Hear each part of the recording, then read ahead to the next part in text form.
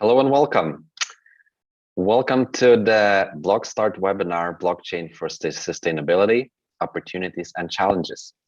My name is Vytautas Černiauskas. I am an expert at Startup Division, and it is my huge pleasure to introduce you to the topic and to the four amazing speakers and participants of the panel discussion today. I will introduce them in a minute, and let's see what's in store for us, and how we'll begin our webinar today. First, I will actually ask to. Yes, I will introduce the speakers, and I will also introduce a short survey here in for us to see today. Yes, I actually cannot see the slide. Hope this.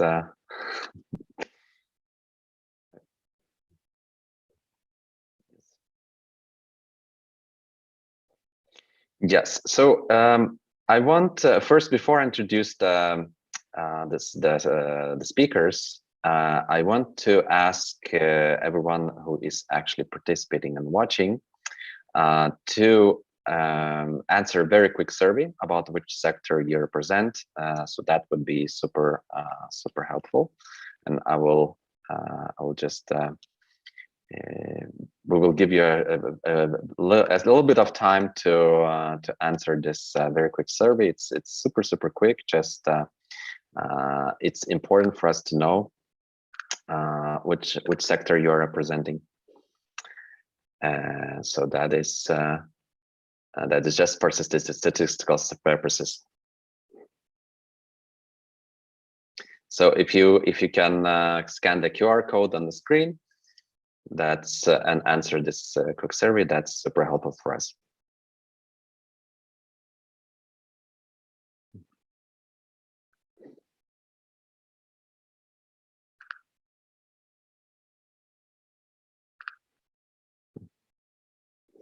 Okay, I think that was enough.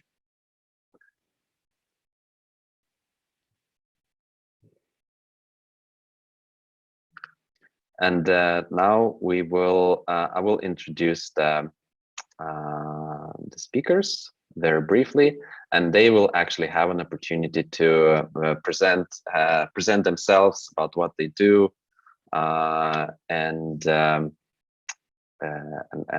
which organizations they represent. But let me introduce the first speaker, who will actually give a short presentation, and that is Catherine Foster, who is a Social Alpha Foundation Fellow and Community Director for Open Earth Foundation. Catherine, please take the floor. Please tell us a bit more about your organizations that you represent, about the topic itself, and I think that would set a nice foundation for our discussion today. And after your presentation, I will introduce the other panelists. Each of them will have an opportunity to present themselves as well, and then we will go into a panel discussion, digging deeper into the topic of blockchain and sustainability for today. Catherine, please, the floor is yours. Thank you. I'm having a little trouble getting into presenter view. I hope that is working now. But my name is Catherine Foster. I am the Community Director of Open Earth Foundation, and also the Social Alpha Foundation Fellow. I also work with the UN on its digital task force of financing the SDGs and the extended dialogue on big tech impacts on LDCs, on least developed countries and SDGs. I have actually been working in the field of sustainable development and climate for over 30 years. I'm going to try and share my screen now to present what I hope will be the PowerPoint that I prepared. Having trouble, of course. I usually don't, but this is always the case. In any case, I started my career in sustainable development and climate change as a diplomat. I was actually the Canadian representative on climate change to the US and worked on the human security agenda, which included landmines, conflict diamonds, war-affected children, and even corporate citizenship. And this was an integral time to understanding the impacts of and barriers to scaling up sustainable development globally. I think we're just going to have to stick with this view of my presentation. I apologize. And what I want to cover today is the evolution of sustainable development goals and climate, the barriers to scaling those, and the role that blockchain and integrated technologies can have, as well as some of the work that Open Earth Foundation is doing.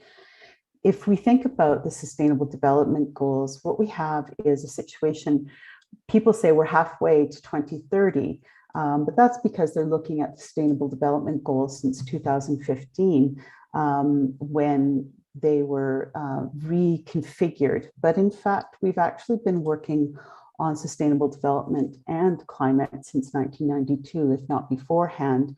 And in fact, this all started at the Rio Summit. And then we went from Agenda 21 and the first steps of the UNFCCC, the climate change UN organization, through to 2015, and then a reconfiguration then, and at the same time with the Paris. So we're not halfway, we're beyond halfway. And through this, what we have are two agreements that set up national targets, national goals, if you will, without a real framework for concrete action at the subnational level. And so this is why it's been a challenge. What we have is a global agenda that state governments are supposed to put in place.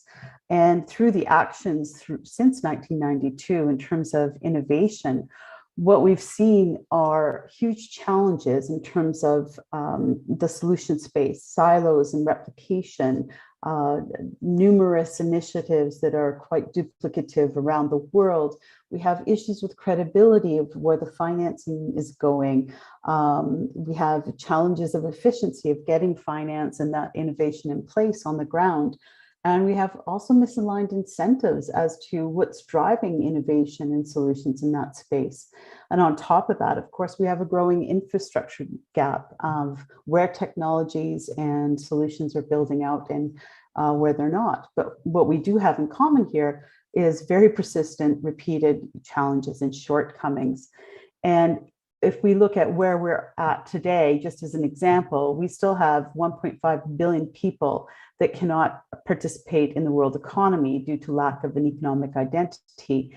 We have physical assets owned by the poor, not used in any productive capacity. We have costs by middlemen and administrative fees that are more than 100 trillion. We have SDG processes that are time-consuming and ineffective. And we have trillions of dollars spent on SDGs and monitoring and environmental related activities with huge accountability challenges. So you see where I'm going with this is that this is presented as a market opportunity for technological solutions. And this is where this emerged in terms of blockchain and emergent tech, where we saw these gaps as opportunity. And they were framed as that market opportunity with this promise of revolution, as if we can build out the tech and plug and play. But it failed to really consider the tech readiness, data governance, and infrastructure readiness, and the capacity to integrate into legacy situations, into governance structures, and finances globally. So this, again, has been propped up by the World Bank and the UN as that transformation gap and the opportunity, and why blockchain was seen as really quite interesting in terms of answering some of those gaps.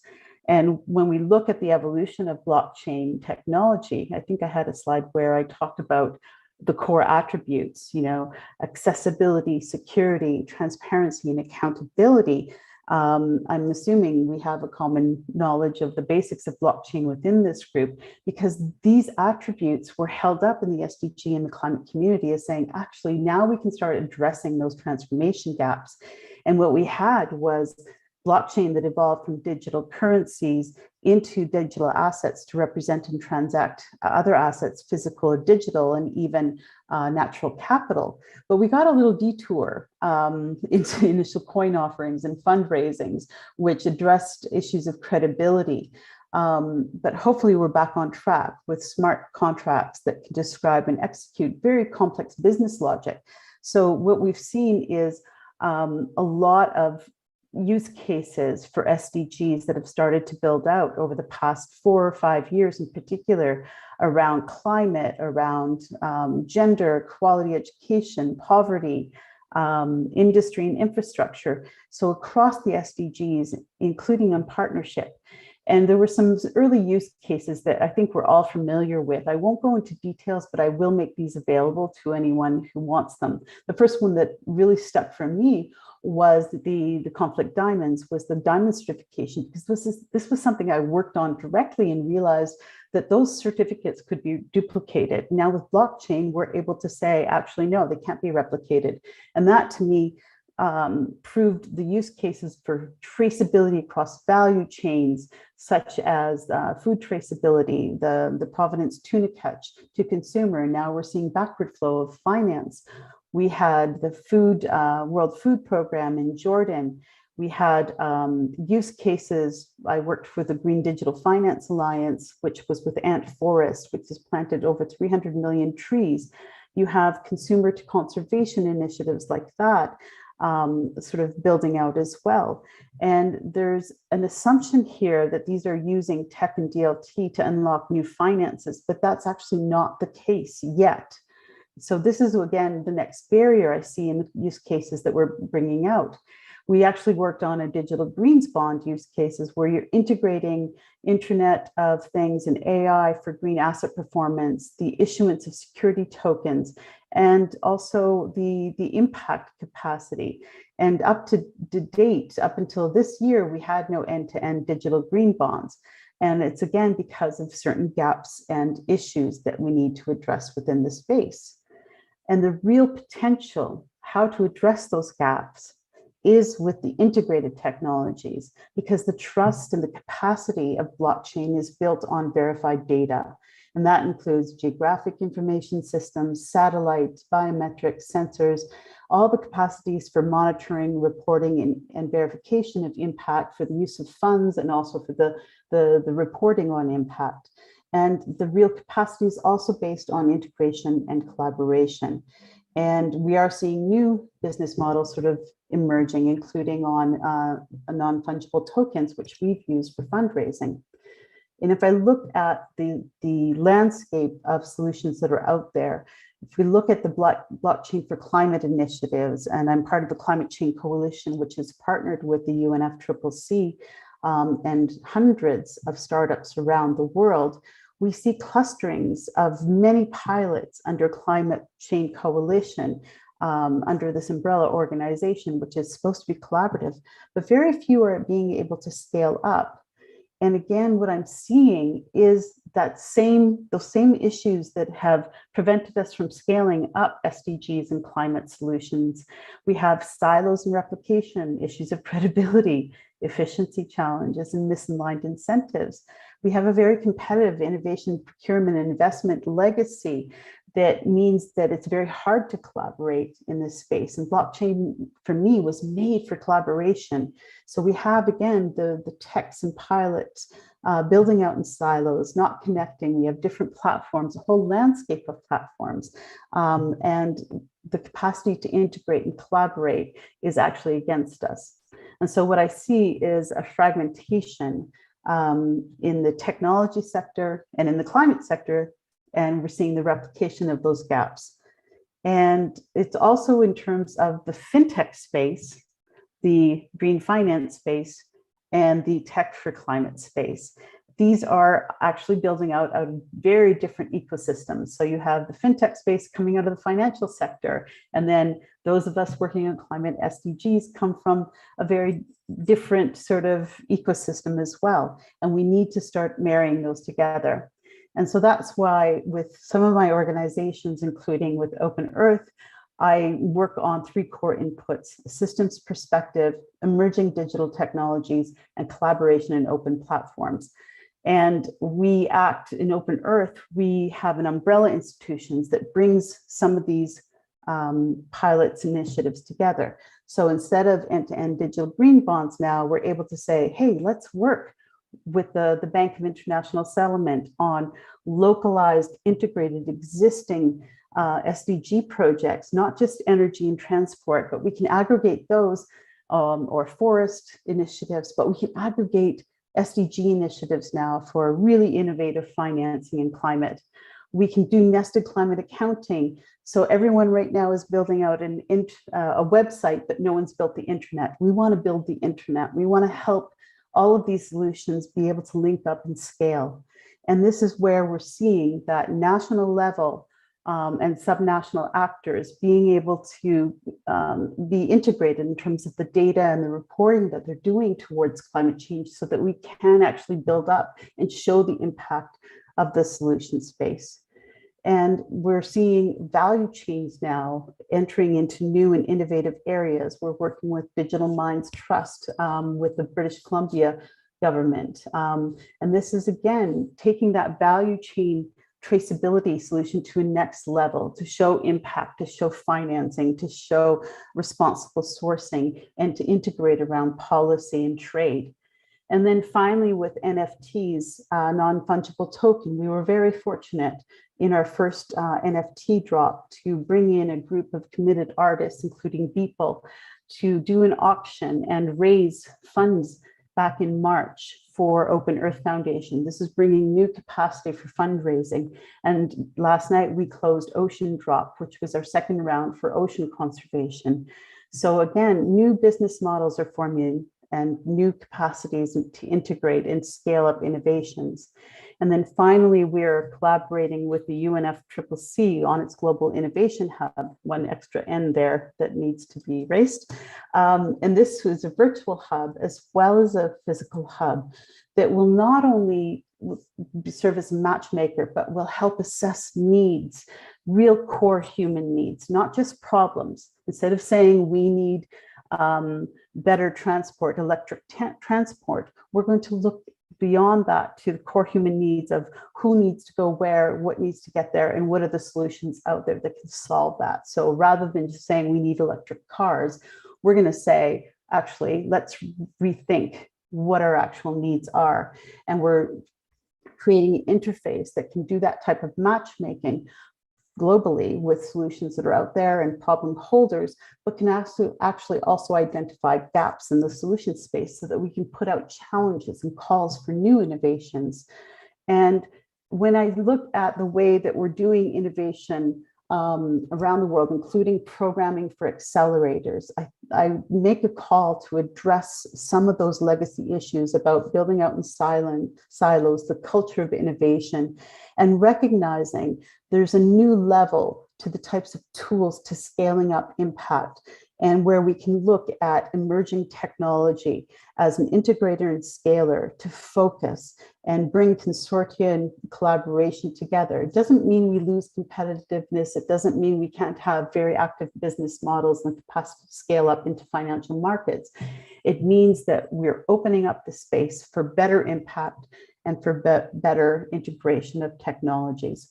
I just leave it there because I see that we are 20 minutes in and I want to leave lots of time for the other fantastic innovators we have on the panel. Thank you. Thank you, Katrin. Thank you for a great presentation. I believe it really set a nice foundation for our talk today, because you covered so much ground, and also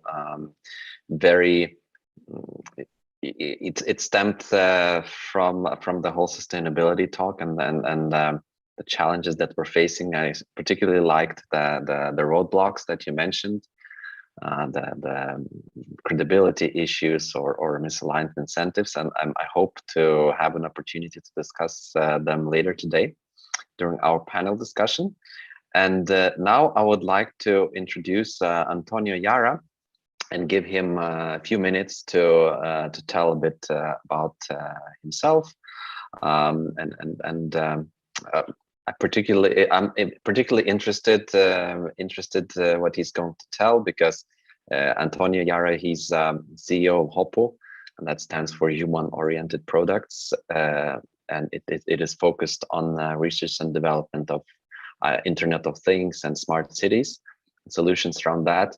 So I'm really eager to hear about how all that ties into sustainability and blockchain, and how you're bringing these to solve the challenges of today. Antonio, please. Thank you so much. So a pleasure to introduce today what we are doing and what we are also doing in BlockStart on our daily basis. So Hopways is a specialized company in gas emission monitoring. We have been working already with more than 40 cities, including cities like Madrid, Barcelona, Valencia, in the monitoring of gases emission and helping them to understand how they could apply some initiative actions in order to mitigate climate change and address the Agenda 2030. And at the same time, we are also working the same objectives and ambitions in order to support industry, in order to make sure that they can address continuous monitoring, integrating the different certificates into a blockchain. So the problem is very obvious. We have right now a very serious problem about pollution of air. The air quality has been evidenced right now with the COVID, has been evident with all the different diseases that we are suffering during winter. And this is now better than ever that we are taking serious care about how air pollution is impacting our quality of life. So for that reason, several industries, because at the end of the day, unfortunately, we need industries and we need these sectors to be active because it's part of our economical development, but we need to guarantee that at the same time they have the right tools and their own knowledge in order to address this compliance with different regulation. And for that purpose, as used to be, is that usually they have this eventual monitoring by a corporate or audit company like Sdgs or Bureau Veritas or similar, but they have only what is called a campaign, and they don't have a continuous monitoring. However, they were missing the opportunity to have a continuous and effective monitoring in order to show up that they were doing correctly, that they were really satisfying all the different regulations. For that purpose, they wanted to prove and demonstrate what they were doing. And for that reason, blockchain brings a very strong value proposition to show up that they are doing right, or even if there's an event or anomaly, to show up what is the actions that they did in order to solve that challenge. At the same time, there is also an economical opportunity, because as you know, we are in the new CO2 economy. We have the data economy and the CO2 economy. We have new emerging economies as part of the evolution, and industry have a, let's say, a kind of limit of CO2 emissions as part of their category, and they will pay taxes based on this CO2 emission. At the same time, in case they are underusing this carbon emission, this is a very good opportunity for them to resell it, to sell this carbon emission, or even if they are requiring more, to acquire in a carbon emission market that likely these markets are being promoted by volunteers, associations that are making CO2 compensation, can generate this opportunity without requiring these penalties. For me, the perfect formula, this is an equation that I love this is an equation I wrote some time ago, and I love it. That is that the combination of IoT as the opportunity of gas monitoring and equipment, that because as you know, the IoT, the Internet of Things, has been democratization to monitor, to get data from millions of things that before were extremely expensive. And now, if we think about the beginning of 2000 or in the 90s, when you want to make any automation in industry, you need to spend thousands and thousands of dollars or euros to big companies like Siemens, AB, just to get a few sensors monitored and connected. Now you can just connect them for a few euros with Raspberry, Arduinos, and all the emerging markets of IoT. At the same time, we have artificial intelligence. Artificial intelligence is giving us all the opportunity to get data quality and understanding that what we are monitoring is really reliable and trustable. And finally, if we have as a basis something that we trust, then we need a trustable medium to put it, because I trust in this data because it's my operation. I trust that the data is good because I have artificial intelligence models that have validated and have curated this information. Now I feel comfortable that I can record it in a trustable medium to demonstrate that I have really a good behavior in order to show up to my employees as part of the corporate social responsibility, to my community, to my ecosystem, and also to guarantee that we have all the information. The blockchain is not only used as a proof of availability, we are also using the blockchain as a proof of compliance. We are also using the blockchain as a proof of certification to show up that really they have all the documents under the current regulation are valid to the current date. So this is really going beyond just to show it and registering an alarm. This is also presenting this other information. So blockchain is a key enabler.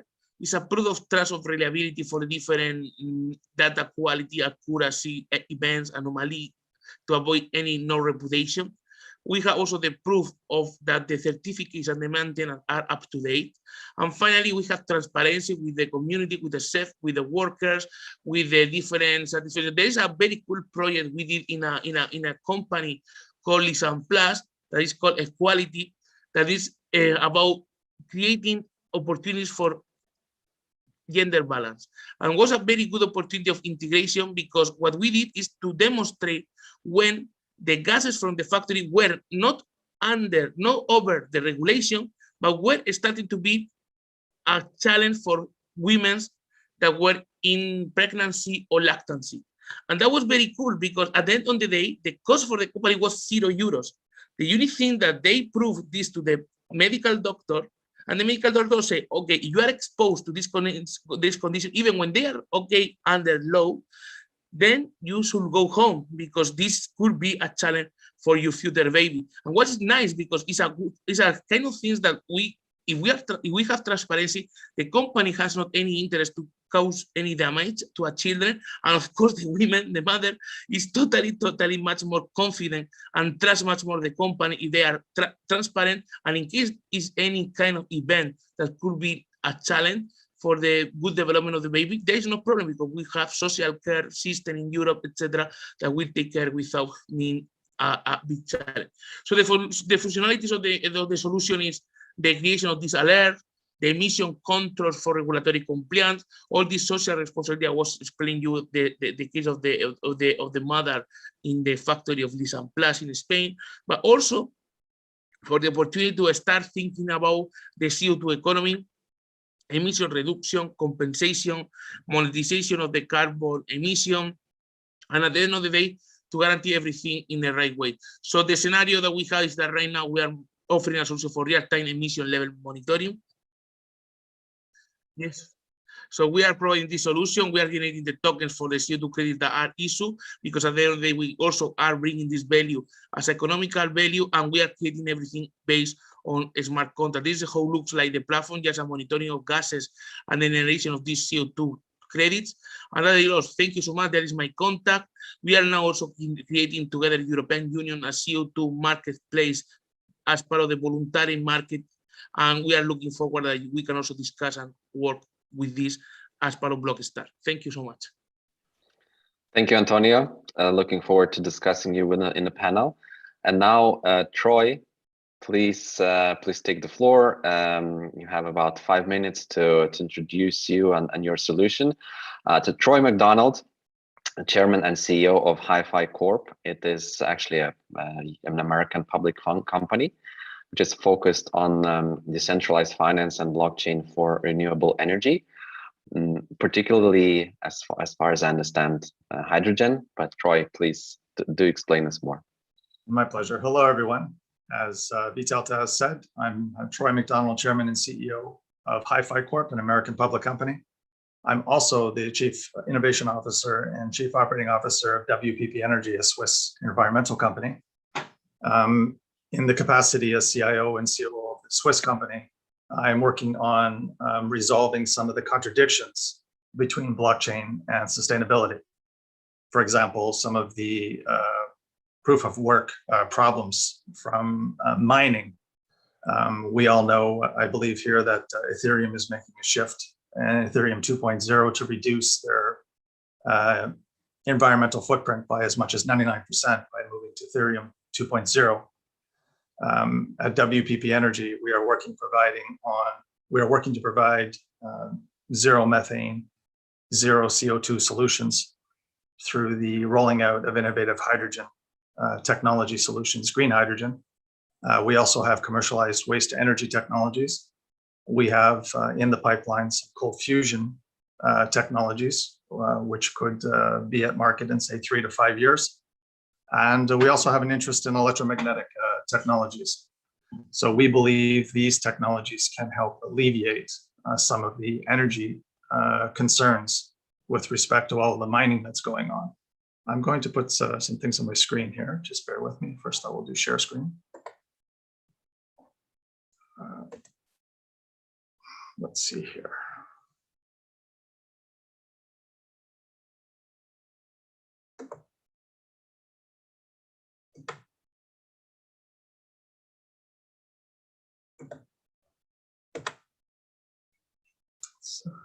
Just bear with me.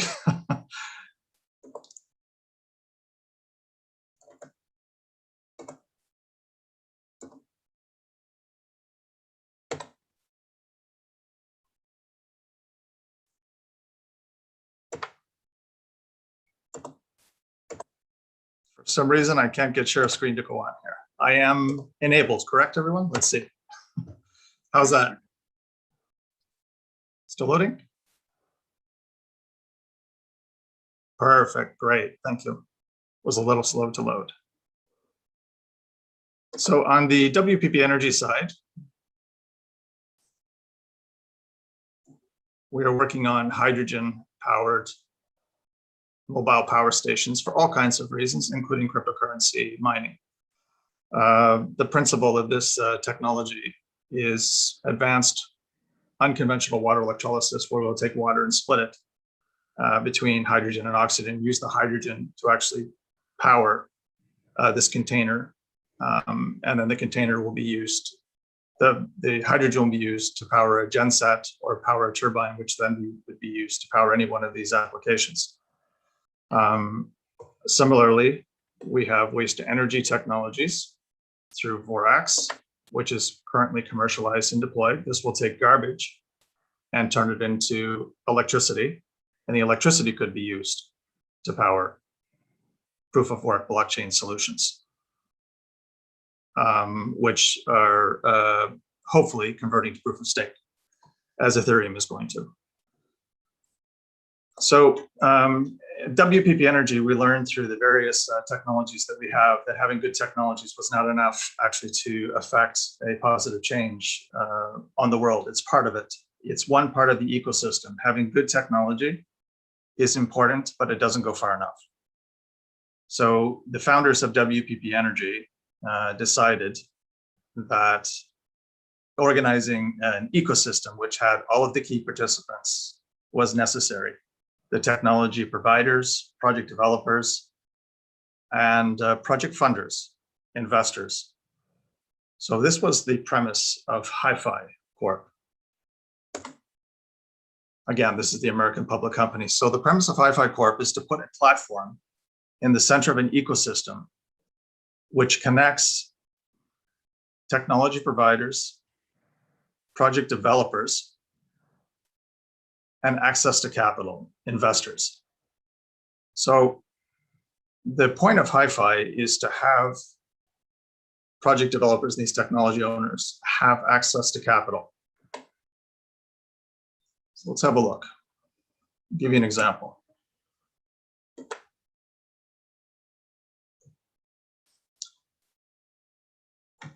So one project developer by the name of EarthCorp Foundation, a not-for-profit, has a project which actually uses some WPP energy technology. They want to take waste, turn waste into energy, use the energy to grow food through vertical farming. They are unable to get funding otherwise. Hi-Fi is a platform, a marketplace where they can come and list their project and fractionalize the project through tokenization to allow investors to participate at various different capital levels. And once that project hits its soft cap, the project then becomes live, and EarthCorp can then place its orders for the technology, and they have a live project on its way to effecting solutions. So Hi-Fi seeks to provide solutions, a central marketplace for these technology owners and project developers in green energy, agriculture, environment, medical technologies, all these things that will advance humanity. And we think that this is the critical element to affecting change in the world, is providing these project developers and technology owners access to capital. And that is essentially what Hi-Fi seeks to do, be the central platform in that ecosystem to bring all participants together. It is built on DeFi principles, and the MVP is currently online and will open on January the 10th. From my perspective, that's it for now. Happy to answer any questions. Thank you, Troy. We will come to the questions very soon. And before that, before we open up for the panel discussion and also open questions from me and the audience, I want to introduce the fourth speaker for today, fourth participant, Andrea Vani Robin, who is founder and CEO of Nasama Green. Nasama Green is a software as a service platform providing tracking of CO2 savings and also kilograms of packaging recovered. Andrea, please tell us more about what you're doing, particularly in the space of blockchain sustainability. Thank you very much, Vytautas. Thank you very much for inviting me to share a little bit about Nosama and plastics. So my name is Andre Vani Robin. I'm the founder and CEO of Nosama Green. Started the company in early 2019 in London with the objective and the aspiration of becoming the world's largest sustainability technology company. What does that mean? For us, three things. Number one, tracking CO2 emissions, CO2 savings, and CO2 emitted, offsetted across the distribution channel up to the end consumer. Number two, tracking single-use packaging recovered from the end consumer up to the recycler. And number three, merging both data flows of kilograms of CO2 saved, kilograms of CO2 emitted, offsetted, kilograms of single-use packaging recovered, kilograms of single-use packaging recycled, into meaningful marketing tools that allow our customers to prove their commitment to the environment and to build the incentivization and loyalty programs based on the individual environmental footprint of their stakeholders. In summer of 2021, the European Union just passed a law that states that all plastic producers are to be responsible for the data gathering of production, distribution, and recovery of plastics, and have to bear the cost of actually proving their tracking of all of these plastics production, distribution, and commercialization. Consequently, we decided to focus on segment 2 and 3 of our vision and created plastics, the marketplace, so that recycling companies and artists can mint NFTs based on guarantees of plastics recovered and sell these NFTs to single-use packaging producers and consumer brands, so that they can not only prove their commitment to the environment, they can track their production, offset their plastic production, and more importantly, they can create emotional engagement models with their end consumers so that they can actually trigger a sustainable habit. The reason we decided to use blockchain was because the recycling industry hadn't changed in 50 years. And they're essentially making money two ways, making money by collecting waste And the waste that they collect, they're collecting revenues from municipal governments and from private entities.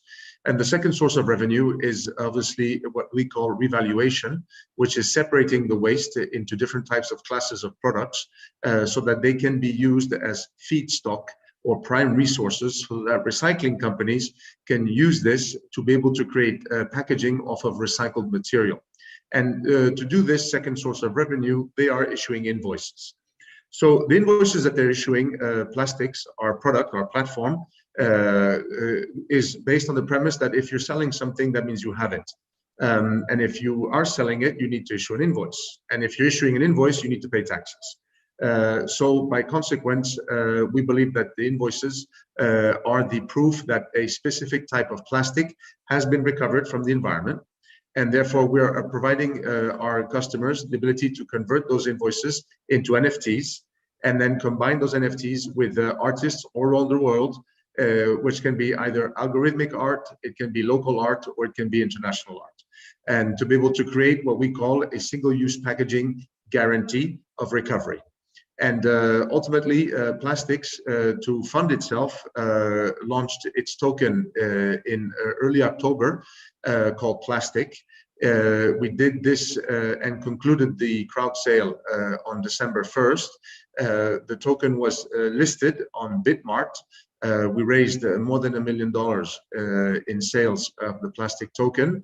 And we are now launching next week the MVP so that our customers with whom we've already signed with very large recycling companies, global, and very large corporations will be able to begin transacting single-use packaging guarantees. Just as a quick note on behalf of Nozama, we are part of the Startup Bootcamp Acceleration Program sponsored by Mitsubishi Corporation. It's called the Decarbonization Program, and they are an investor in our company since September. So basically, this is just to give you a little bit of a background. So ultimately, the power of the NFT is combining two things: traceability and proof of claim, but more importantly, the ability to create artists or to provide artists with the ability to create art that can be associated with data, because you don't fall in love with data.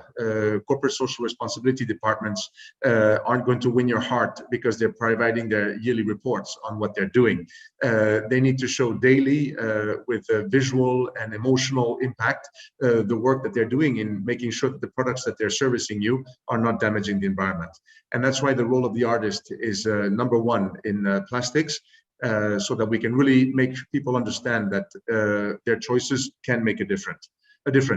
And that's why we call it the art of recycling. Thank you. Thank you, Andre.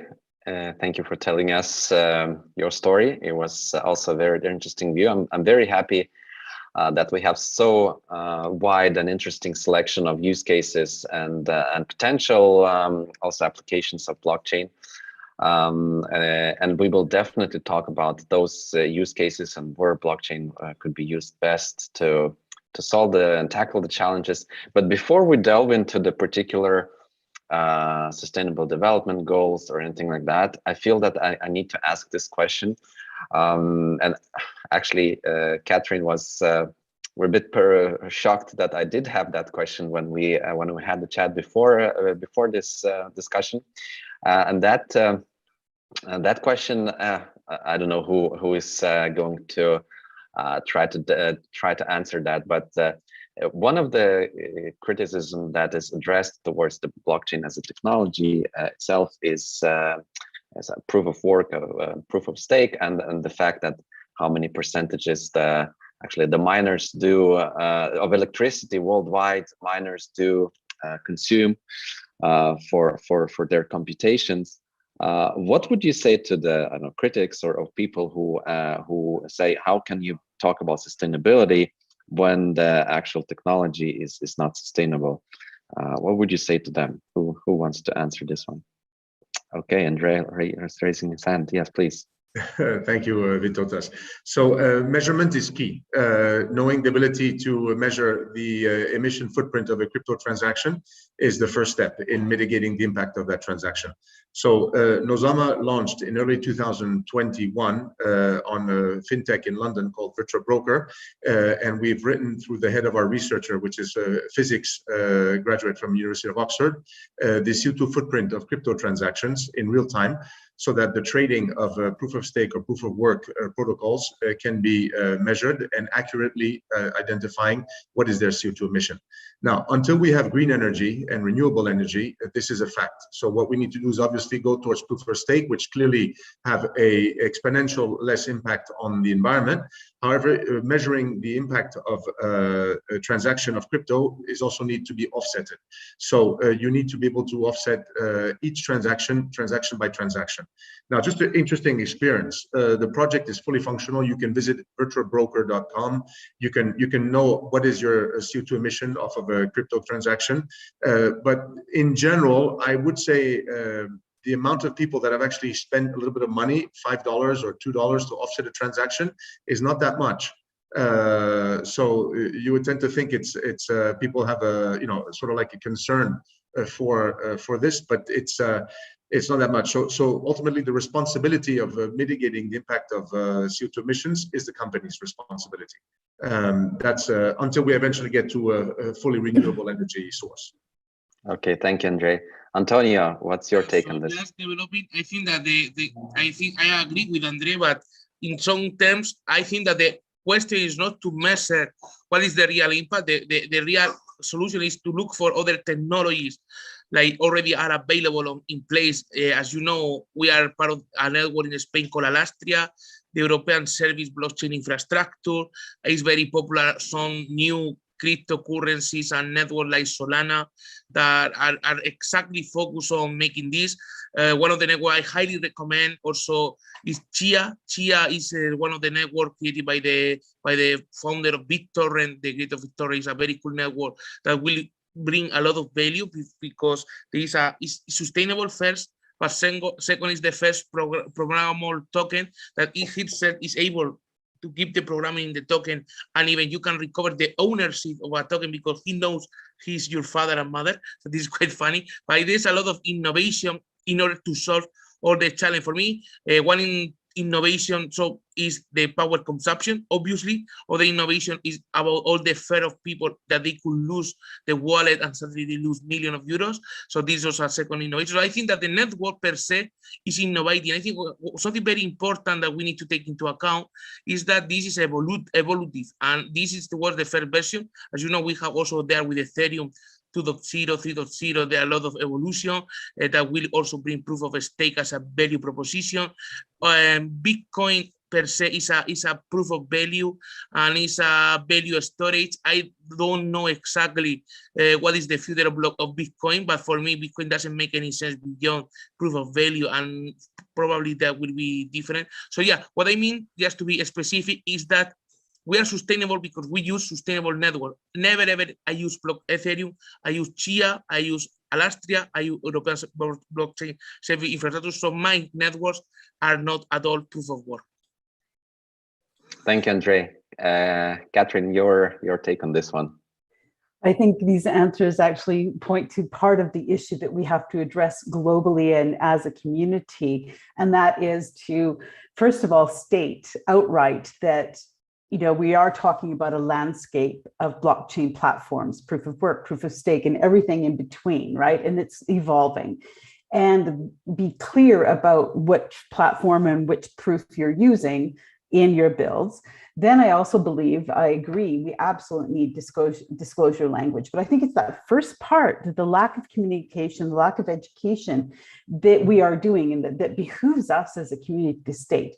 Let's face it, the ICT sector is not starting on a good footing anyway. Our emissions are equivalent to the airline industry even before blockchain came on board. I used to teach at the University of Fribourg at the Institute for Technology, and I've been in the corporate reporting game from the very outset when we actually started building out the Global Reporting Index under the Human Security Network. So, and that is voluntary. So if we have climate skills language based on real data, combined with education, combined with clear communications, and then also give options. So when we did our first carbon drop, it was actually Nifty Gateway that gave us the options, and we took 7 steps with the artists to reduce that that platforms at the time, it hadn't migrated yet, and we had to take 7 steps to reduce the carbon footprint. But then we also made a public statement about that, and even partners within our community who didn't know that we were doing carbon drop actually took out on social media a very trigger effect, and then realized, oh, okay, I have to read the finer print here, or at least read the print before we have that knee-jerk reaction. So I think, and the final point I want to say is that offsets are not going to do it either. That's not the ultimate long-term solution. And even verified and carbon, counting, it's not the ultimate term solution to the NFT and to the blockchain crisis that we're facing. To me, it has to be multifaceted, and we have to build for the right purpose, with the right energy mix, with the right community for the right solution. Okay, thank you, Catherine. My next question is related to the potential and application areas and potential of blockchain. And there are actually 17 sustainable development goals by the UN. And we have, besides the obvious ones that we have already talked about, pollution, air quality, climate change, and so on, we have challenges such as inequality, poverty, hunger, gender equality, and education, and things like that. Do you think blockchain could contribute in some way, and if yes, then in what way, to solving some of those challenges which are not the ones on the surface when we talk about sustainability? Yes, Catherine, please. Sorry, I've already spoken way too much, I'm assuming. I'll keep it short. I think we're already seeing that. It's just that we don't, again, communicate directly at that high level, and that's often not the sexy ones that are have the challenges in the funding. But we're seeing, the SDGs are not done in silos. The SDGs are clusters, basically, and even partnership is probably the one that gets spoken about the most, but yet the tools and the reporting on partnerships isn't robust. So I think we do see them, and we actually, the report I just did on big fintech, what we're seeing is it's actually positive and negative impacts that we're seeing in terms of complex business models and integrated technologies. So we need to do a better job of capturing data on those other SDGs within the combined impact. So as an example, if you are doing a community project for solar, often that solar project could be connected. The business model we have is to allow the community to rent to own rather than just rent only. And that means it has a community impact. It's creating a local jobs. It's often creating a gender impact. It's hitting a number of those SDGs, including partnerships. We really do need better reporting on that and better frameworks. And I think that goes across the board for any of the solutions that are put out there. Their main goal might be energy, or it might be financial inclusion, but underneath it, there are these it's a waterfall effect. Thank you, Catherine. Andre, you wanted to add something? Yes, Vytautas, thank you very much. I'd like to think that it's not a blockchain challenge, it's a business model challenge. And I've been in this since 2015. And what I've detected, and this is in a sense the evolution of this analysis with plastics, is that the focus should be on solving the problem, and the technology is secondary. So a lot of issues that take place is that people, experts and brilliant people spend a lot of time adapting how they can use the technology in their day-to-day. as opposed to figuring out what really would be the model that would actually make the technology useful. And I'll give you an example. Nozama was founded in early 2019 with the objective of selling tracking tools for CO2 and single-use packaging. Our revenues were literally 200,000 euros, literally over 2 years. It's ridiculous. And trying to convince an industry, recycling industry, to become more transparent, ridiculous. Trying to get them to invest in transparency and blockchain technology, ridiculous. And then when we come with the concept that, hey, by the way, we're going to offer you a third source of revenue, you're going to make money not only by generating money from collecting waste or generating money by separating that, but you're also going to be generating money by proving that you're doing a good job.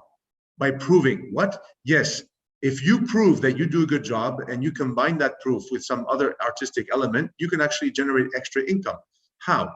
Well, take your data and turn it into a non-fungible token, which will prove that you've collected a specific amount of plastic that's not going into the environment.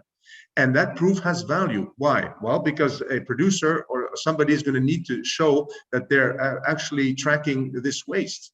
And so all of a sudden, from having 200,000 in revenue, we've literally gone now almost 10 times our revenue in 2021 by selling the ability to track waste, but because there's a monetization model behind it. So ultimately, what I'm trying to say is that trying to sell technology to an industry that was very rigid for 50 years, our perspective was that we were lukewarm successful. We were a lot of spending time evangelizing, but it was not generating, from a sustainability perspective, I mean, economically speaking, a profitable company. Now, Nozama is a profitable company with 12 people and growing very fast. Why? Because we provide a business model solution to the problem of tracking single-use packaging waste and demonstrating that it doesn't end up in the environment. So the business model is what actually gets the adoption of the technology going. We're sure that this can apply in all sorts of areas, in every single industry. So instead of calling it basically a solution to a problem that centralized databases can figure out, it's, well, why should they be monetarily motivated to use blockchain technology? Well, how can they actually generate value by using blockchain technology? And that is, I think, from our humble perspective, from our perspective, what is the key to figuring out how to use blockchain. It's to figure out how to generate monetization, incentivization schemes across the entire value chain. And so those are the things. And then blockchain is the means to be able to do that, obviously. Okay. Thank you, Andre.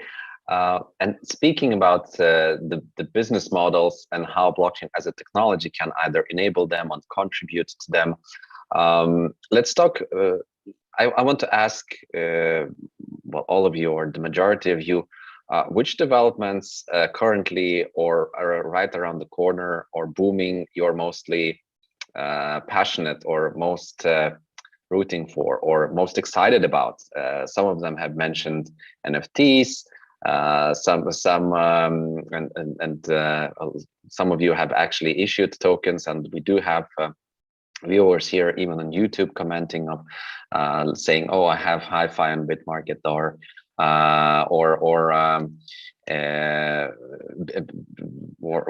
what's the future of there? And you also mentioned issuing tokens on Bitmart as well. So Troy, maybe you can start about what keeps you most excited about bringing technology to help the challenges.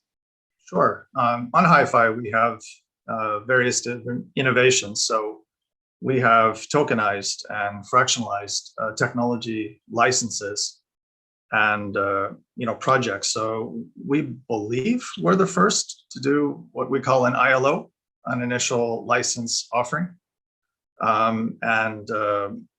essentially a technology owner can come and offer a license, say up to 49% of their technology, have it fractionalized, And this issuance, this token issuance, we're calling an ILO. And the ILO will offer a fixed rate of return to the various participants who invest in the ILO. And we think this ILO offering may bring some what are traditional off-chain participants on-chain, because you have many bricks and mortar businesses investors who are familiar with investing in technology licenses. And by creating a familiar framework with something new, being the blockchain and tokenization, we think we can cross the chasm to bring them in, particularly with a fixed rate of return assigned to a particular license offer, like the EarthCorp one I showed earlier is offering a 5% guaranteed rate of return plus annual bonuses. We think this may appeal to pension funds and large institutionals. So we're excited about our ILOs. Okay, thank you, Troy. Antonio, can I ask you about what you're excited mostly?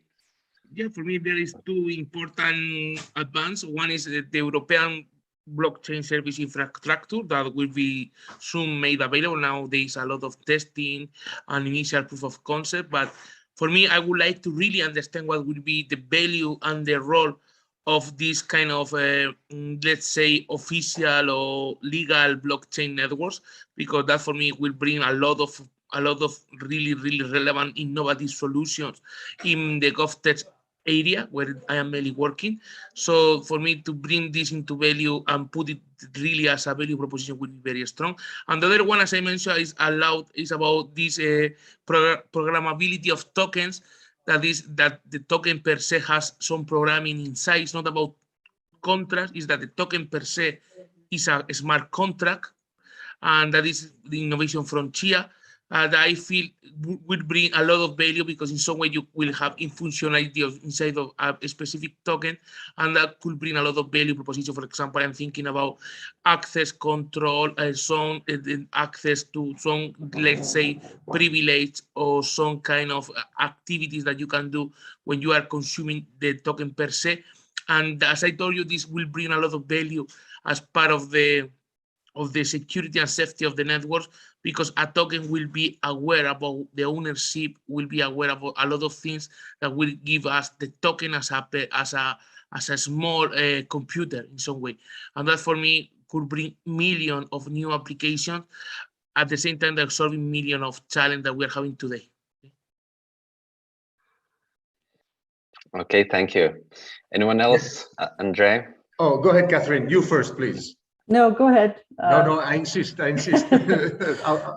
I'm going to pivot a bit because, you know, as you saw in my presentation, I focus largely on the integration of all these technologies. And I think, given what so many have said here, what I'm seeing is a new level of embracing blended finance, complex business models, and the capacity to really integrate across the SDGs.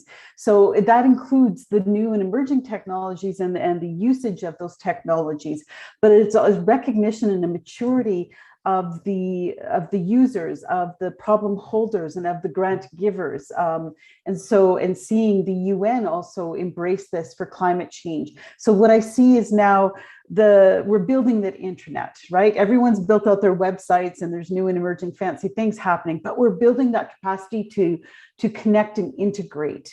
And that includes for the technology, for the problems, for the impact, for the reporting, and also for the finance. And to me, this is really exciting. And what we're seeing is that convening power finally being able to be achieved.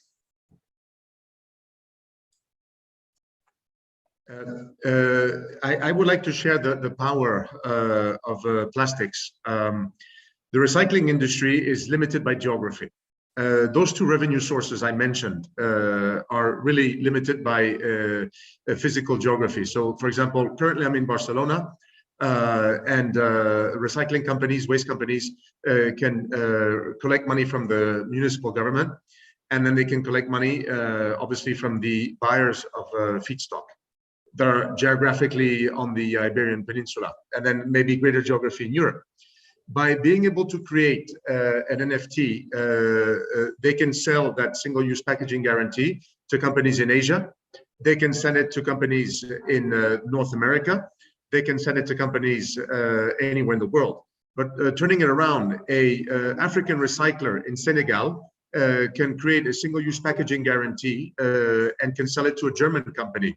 So ultimately, what you're doing is you're creating a new revenue source for a recycler to be able to create new revenue from an existing activity, which will incentivize him to do a better activity. He will recycle better, he will sort better, he will look for more waste because he knows that his revenue stream is not dependent on the geography. So an advisor, a recycler in Kenya, we are working in Kenya, we've been there for about a year, in Nairobi, now can know that they can sell their single-use packaging in Europe. In the Ivory Coast, they know they can sell it in Europe. So the power of blockchain, which is basically proving the source of origin of where does this information come from, breaks the bonds of these recycling entities from their geographical limitations and allows them to be able to sell globally. So this is what the power of blockchain can do in the recycling industry, in the waste management industry. This without blockchain, it's not possible because nobody believes a centralized database. Okay, thank you, Andre. Speaking about blockchain and crypto, one of the challenges that Catherine mentioned in her intro presentation that I want to come back to, it's credibility. And even here in the comments to our broadcast on YouTube, when somebody was mentioning about Bitmart, somebody else was also asking, hey, how can I actually trust that the projects listed are not fake, that they will ever happen? That is, we can talk about IDOs, ILOs, and even ICOs probably 5 to 6 years ago.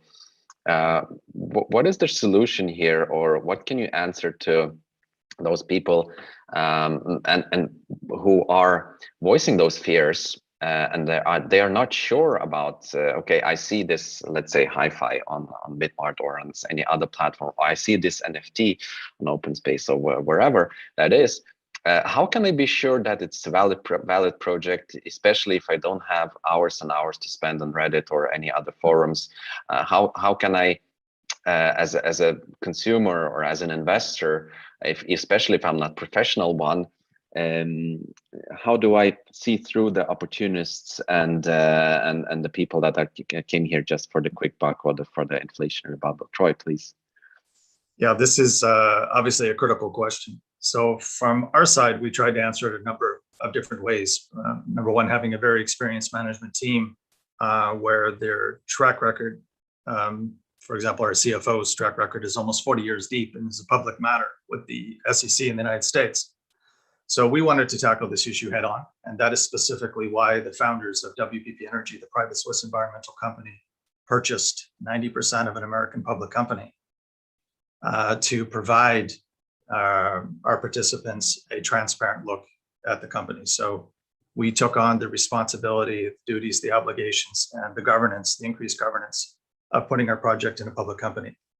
And doing so, we have to report regularly. All our filings are online. Essentially, everything we do is much more closely monitored than in a private company.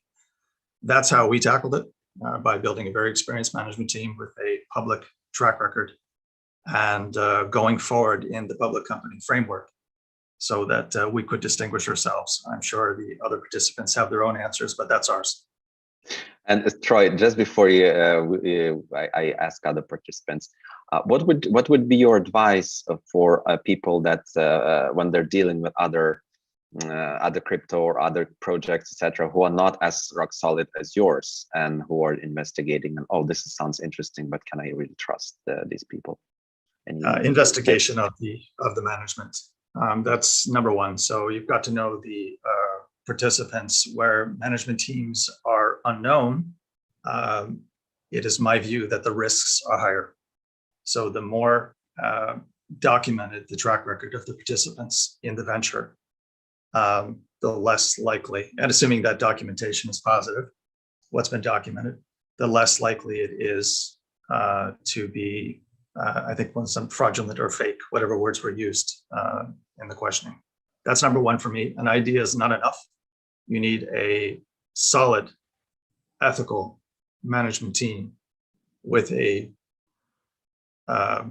some components of a proven track record. Not everybody needs to be proven. There will be innovators who are unproven or looking for a chance to prove themselves, but there needs to be a good mix.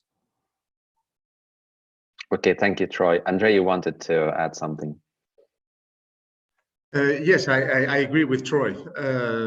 From a general perspective, there's a whole checklist of items that need to be checked. So all the management team have to have their LinkedIn profiles. For example, on Nozama and Plastics, the entire company, 12 people, have their LinkedIn profiles. You can see everybody's background experience. You need to make sure, obviously, that you have audits. Your code is audited by third-party auditors. You need to have legal opinions, that your company has a legal opinion. You need to be able to have, Telegram is a boiling point of a scam, but you still need to have a large amount of Telegram users, large amount of Twitter followers. You have all these signals, Facebook, Instagram, social media, and they all have to cross. They all have to cross-check that it all makes sense.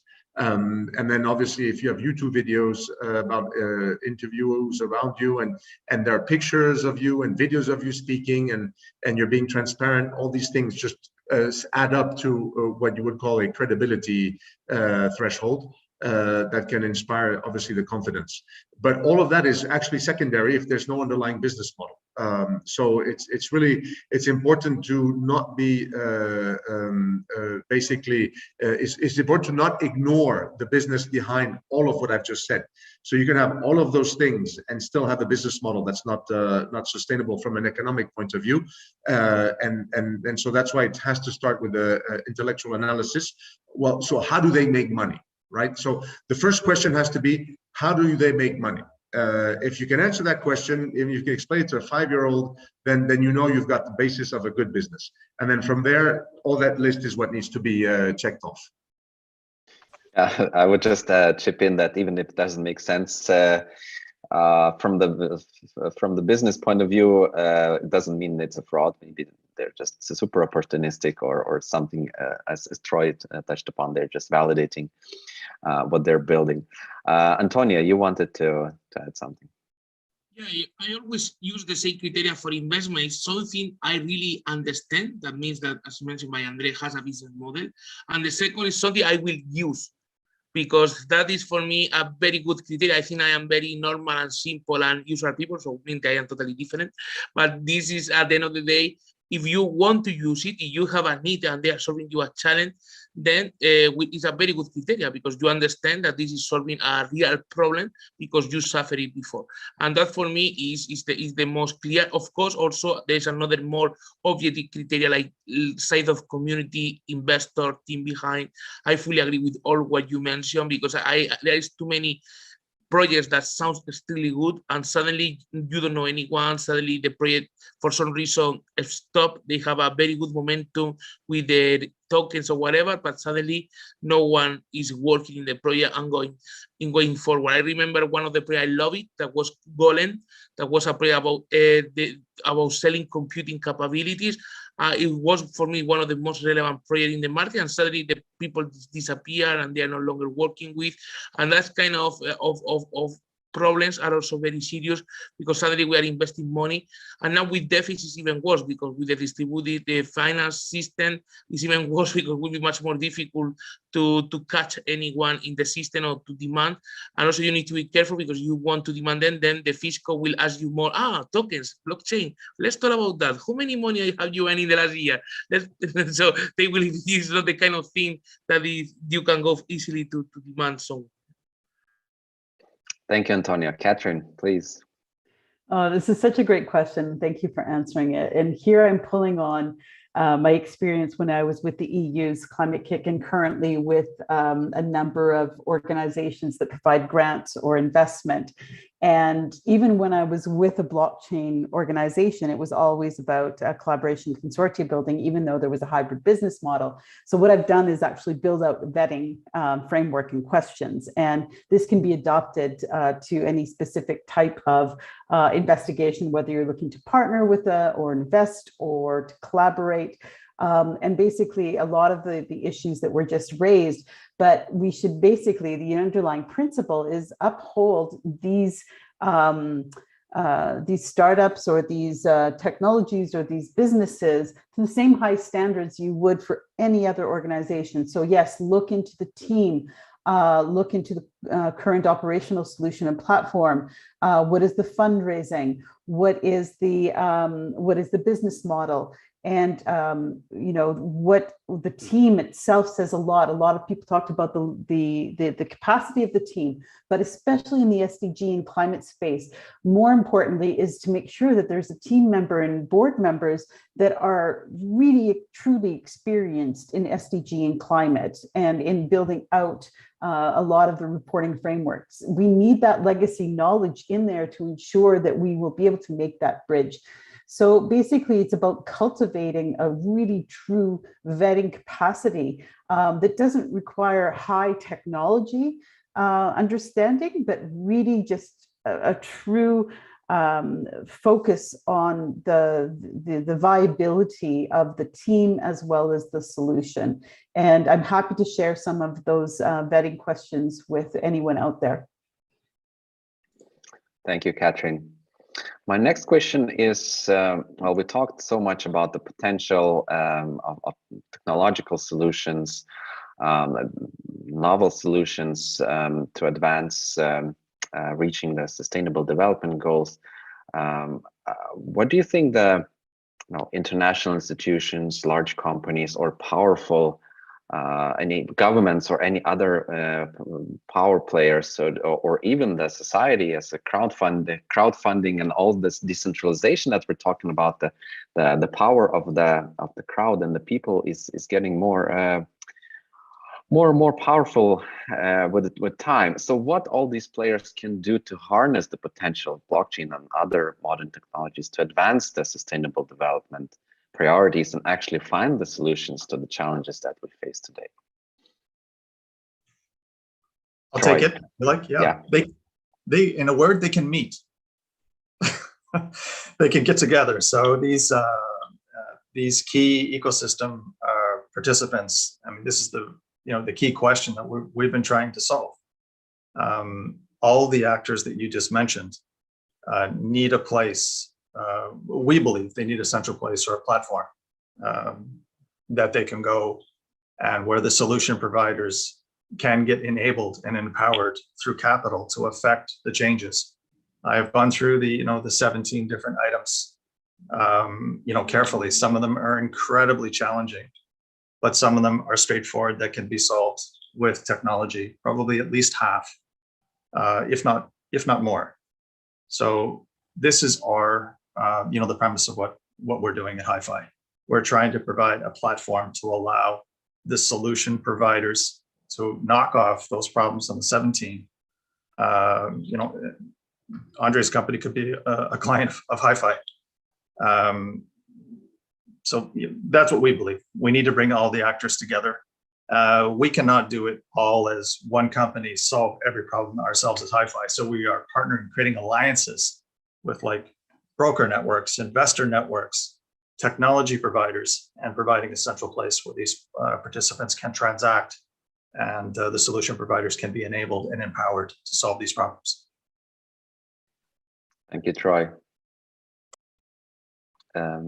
Antonio or Andre, what's your take on what all the players can do here to either using blockchain or anything else to move forward in tackling the challenges? Yeah, for me, as I mentioned, at the end of the day, most important is to contribute to one of the running projects in order to make it possible together. For me, one of the biggest challenges that where we must work together is in regulations. I think that, for example, together with Andre, the situation with regulatory markets like voluntary CO2 market that were starting officially were launched 1st January 2021, and now they were in November in the COP26 in Glasgow, where when they started to think about how to do it, how something that should be already in place 1st January this year, then 10 months, 11 months later on, was when they started to agree that this is something should be implemented and should go on. So for me, the blockchain is challenging the current status quo and it's challenging the current legal system, but at the same time, we should not forget that this is a regulation technology for several things, and we should work together and go in the common direction. So for me, there is a plenty number of challenges, but also plenty number of opportunities in our case for CO2 compensation, certification, etc., to make sure that these actions are accepted. I'm very happy because, for example, our official bodies from the Spanish government are starting to launch some, let's say, pilots in order to issue certifications using Alastria blockchain. That is, for me, a very nice, good step. As I told you, for me, official blockchain networks like the European Service Blockchain Infrastructure are very good, not because the network per se, because we could not agree that a network as blockchain should be totally distributed and no one should manage, etc. But at the end of the day, this is like a Troy horse. It's opening a lot of doors that suddenly we can use with other networks, with other technologies. So for me, it's very important they suddenly trust in one, let's say, federated country level or European level network, and then we can use the same kind of resources and knowledge for that. For me, I think it's a great momentum. It's much better. I know Bitcoin is already $50,000, but that is not blockchain. The real blockchain moment is coming now, where all the technologies are taking place. The solutions are being accepted by the institution that before were totally opposite to the adoption of the technology. For me, that is where we must indeed, and let me remark, work together to make sure that regulations are coherent with the technology opportunities. Thank you, Antonio. Andre, you wanted to add something? Yes, Vitotas, thank you. Just to add, I think the blockchain and crypto community is very open and always very casual. And this is always conducive to dialogue, to discussion. Whether it eventually materializes into specific actions, it's different. But the most important thing is the openness to discuss. And I think that this is an opportunity for institutions as well. The context of climate change obviously makes it very urgent and pressing. But in general, the world of crypto and blockchain, it's you can start having deep discussions with people you've just met. Which is normally not the case in a normal business setting. So this is one of the virtues of blockchain and crypto. Thank you, Andre. And Catherine, please wrap up. I think I agree with all the points made. I would say that, however, in the impact space, that we do have, this connection of, there's a sense of building out of the legacy of innovation culture into sort of a new culture of collaboration, consortium building, and blended finance and different types of and forms of collaboration. I think any of the projects that we're seeing scaling up, projects, initiatives, and programs are because they have done successful partnerships, blended finance, and tools for collaboration, which are really essential here. And I think what we're seeing now in the space is a maturity of that level of recognizing it's not just words, partnership has become a trope. We really do need to build out those platforms, and they can be open or they can be, private networks, but the possibility is there, and the integration capacity of those to scale up solutions globally is really there. And again, blockchain isn't the precursor to it. It really is a convening capacity around the technology that we're seeing we need now this type of collaboration, partnership, blended finance to really start addressing the solution gaps and the SDGs and climate in the space. And this is where I point to things like nested climate accounting, which can integrate to the UNFCCC Innovation Hub, which again can integrate and bring solution providers, people requiring solutions as well as finance together. So we're seeing that next stage in building out a new type of innovation culture around emerging technologies. Okay, thank you, Catherine. We really have only a few minutes left. Maybe I will just give a floor to each one of you for 1 minute. I know, last thoughts, anything that you want to add and leave us some parting words. Troy, please. Okay, thank you. So it's been my pleasure to participate in this conference. I've liked everything that the panelists have had to say. If I could add one point, it would be that when we are helping to advance the technologies and the projects in the Hi5 platform, I'm going to pick up on the point that Catherine just made. We are looking to innovate additional marketplaces to enable the sustainability goals. So we have taken notice that the commodities that these green environmental technologies produce, many of them such as biofuels or biowoods, things that displace harmful products, that the market to trade these commodities is either non-existent or highly fragmented. So down the pipeline, after this initial license offering marketplace rolls out, we intend to roll out a commodities-based marketplace, which will allow the offtake commodities from the technologies to trade freely in a marketplace. So you can trade your biowoods, your biofuels, your hydrogen. Currently, there's no organized marketplace really to trade hydrogen. So that's what we're looking to do, to create additional marketplaces to keep everybody collaborating together and to make for efficient trading. Thank you, Troy. Andre, please. Yes, thank you very much. I just wanted to express my gratitude for the opportunity to be able to express different perspectives, which I think are all very enriching.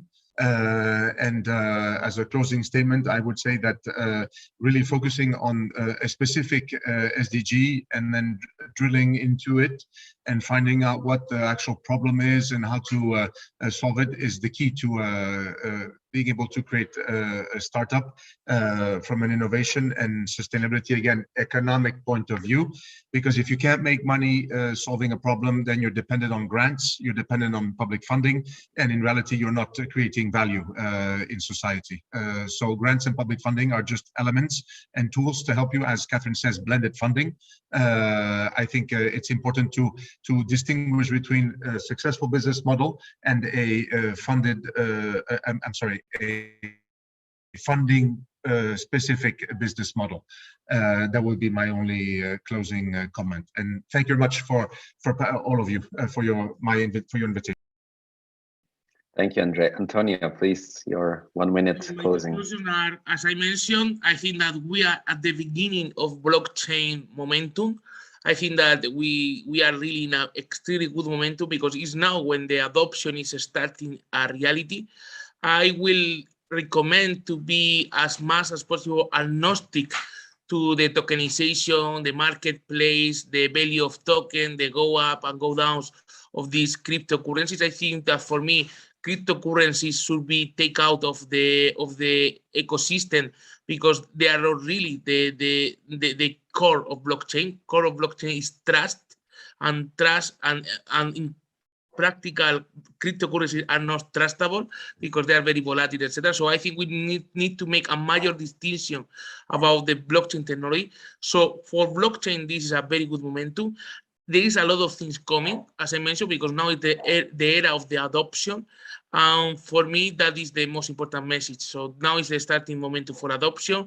Legally speaking, blockchain cannot be stopped. Even when any government try to stop it, we can see all the example of Chinese government, Turkish government, etc. Unfortunately or luckily, they are not able really to control it. And for me, that is a really good news because the technology is here to survive for a big, long period of time. And that is all. So for me, thank you. A big pleasure to share this panel with all of you, because this is an honor. And let's see what happens in 1 or 2 years from now. I am very confident that all what we are discussing today will be really business model opportunities. And let me remark that let's think about real companies, real business models, forget about tokenization, forget about just making money with the tokens, because the real way to make money is satisfying customer and solving real world problem. Thank you.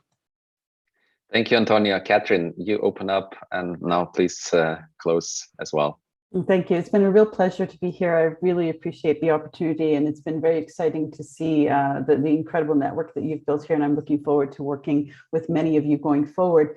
I would just like to pick up on a few of the key points, because I think if we compare black and white, market capacity and technology in that old innovation framework, we are going to block ourselves. So I think by talking about consortia and partnership models doesn't necessarily mean it's focusing on grants and philanthropic funds. And in fact, what I see is the capacity now for blended finance, for technology has the capacity to bring connector and leveraging tools, pooling impacts, umbrella mechanisms, certifications and labels, being able to identify and connect with new clients and new investors, leveraging communities and platforms for uptake. And that is shifting the way that funding is happening and the way capacity is building. So we're shifting policy and regulations. We're creating flagships and boosters and blended advocacy and different engagement platforms. And what this is doing is also meaning we're finding new blended financing, traditional and market, private, government, self-generated, etc. And what we have also is the emergence of new venture capital for long-term innovation, tech, open tech, and new business models, which is really exciting. So I would say don't cut our noses off to spite the face. We really have to keep pushing forward on the robust ecosystem, not just on the technology itself, but the way we think about innovation and innovation culture and financing. Thank you so much. Thank you, everyone, for participation. Thank you, Catherine. Thank you, Andre, Troy, Antonio.